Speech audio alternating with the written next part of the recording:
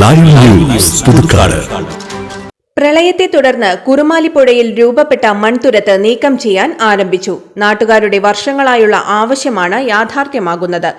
കുറുമാലിപ്പുഴയുടെ പ്ലായിലപ്പാറ ഭാഗത്ത് 2018 മഹാപ്രളയത്തിൽ വൻതോതിൽ മണ്ണും മരങ്ങളും അടിഞ്ഞുകൂടിയാണ് കൂറ്റൻ മൺതിട്ട രൂപപ്പെട്ടത്.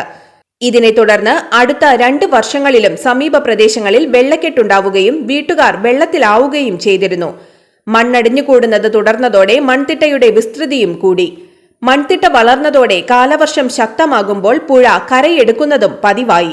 ഇതോടെ മഴ ശക്തമായാൽ സമീപവാസികൾ വീടൊഴിഞ്ഞു പോകേണ്ട സ്ഥിതിയിലായിരുന്നു. പരാതിയിൽ ഇറിഗേഷൻ എക്സിക്യൂട്ടീവ് എഞ്ചിനീയറോട് റിപ്പോർട്ട് ആവശ്യപ്പെട്ട കളക്ടർ അടിയന്തരമായി മൺതിട്ട നീക്കാൻ ആവശ്യപ്പെടുകയായിരുന്നു. 2019 പൊതുപ്രവർത്തകനായ KG രവീന്ദ്രനാഥ് പ്രധാനമന്ത്രിയുടെ ഓഫീസിൽ പരാതി നൽകിയിരുന്നു. ഇതിനെ തുടർന്ന് പ്രധാനമന്ത്രിയുടെ ഓഫീസിൽ നിന്ന് വനം, റവന്യൂ, തദ്ദേശ സ്വയംഭരണ വകുപ്പുകൾക്ക് നടപടിയെടുക്കാൻ നിർദ്ദേശമെത്തി.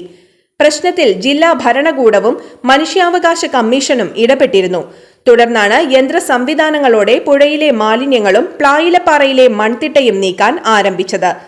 കാലവർഷം ശക്തമാകുന്നതോടെ കുറുമാലിപ്പുഴയിൽ രൂപം കൊണ്ട മൺതിട്ട നീക്കം ചെയ്യണമെന്ന പരാതിക്കാരന്റെ ആവശ്യമാണ് ഇപ്പോൾ യാഥാർത്ഥ്യമാകുന്നത്.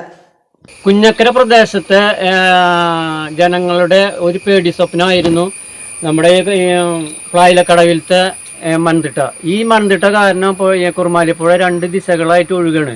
അപ്പോൾ ഇതുമായി ബന്ധപ്പെട്ട് 2 പ്രാവശ്യം ഇവിടെ പരിസരവാസികൾ ദുരിതാശ്വാസ ക്യാമ്പിലേക്കും ബന്ധുവീട്ടിലേക്കും മാറിപ്പോകേണ്ട ഒരവസ്ഥ ഉണ്ടായിരുന്നു.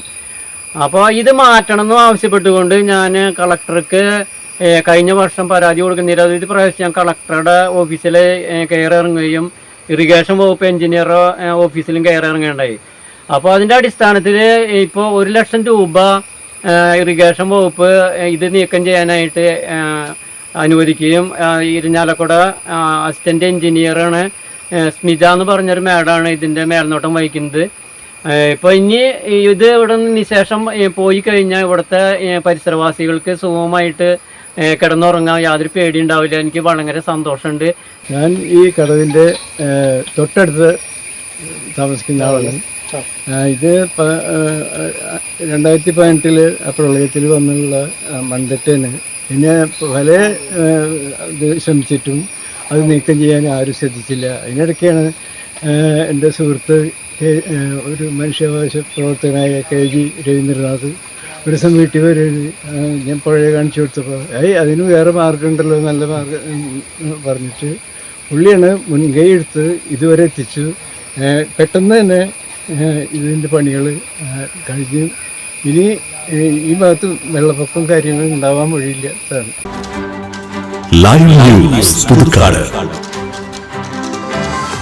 വസ്തുനിഷ്ഠവും വാർത്താ പ്രാധാന്യവുമുള്ള വിഷയങ്ങളിൽ പ്രതികരിക്കണോ? അധികാരവർഗത്തെ ഉറക്കമുണർത്താൻ നിങ്ങളിലെ നീതിബോധം ആഗ്രഹിക്കുന്നുവോ? വരൂ, നമുക്കത് വാർത്തകളായി സമൂഹത്തോട് വിളിച്ചു പറയാം. ഇനി നിങ്ങളാണ് റിപ്പോർട്ടർ. ലൈവ് ന്യൂസ്, നിങ്ങളോടൊപ്പം, നിങ്ങൾക്ക് വേണ്ടി. വാർത്തകളും അറിയിപ്പുകളും 8301 80 90 39 എന്ന നമ്പറിൽ വാട്സ്ആപ്പ് ചെയ്യുക.